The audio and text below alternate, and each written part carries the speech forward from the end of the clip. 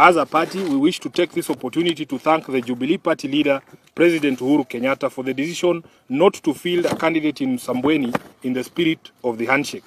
In the same spirit, the party's NEC has resolved that ODM will not be fielding candidates in Lakeview Ward in Nakuru County and Kahawa Wendani Ward in Kiambu County, both of which were held by Jubilee. Number 4, cognizant of the central role of the party's NEC that the party's NEC plays in the management of the party and the need to maintain the probity of its deliberations, the NEC has resolved to suspend the Honorable Owen Baya, Member of Parliament for Kilifi North constituency, from the membership of this critical organ and from his position as the Deputy Organizing Secretary of the party, given his recent public utterances and conduct that have cast doubt on his commitment to this party and its objectives.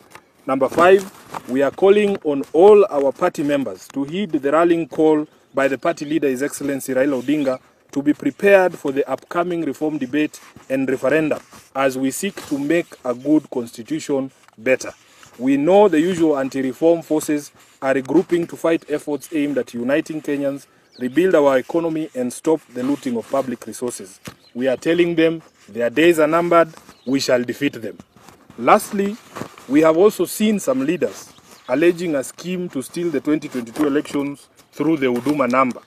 This is in keeping with their brand of systemic delegitimization of public institutions, selling propaganda and peddling division.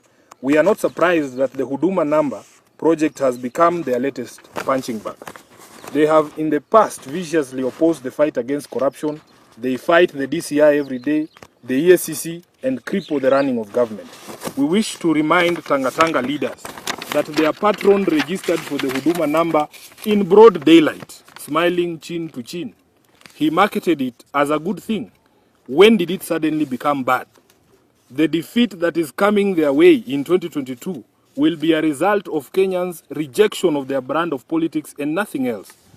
Having seen their prospects dwindle by the day, they have begun laying a basis for rejecting the outcome of the 2022 general election and causing chaos, and must be condemned in the strongest words possible. Thank you very much.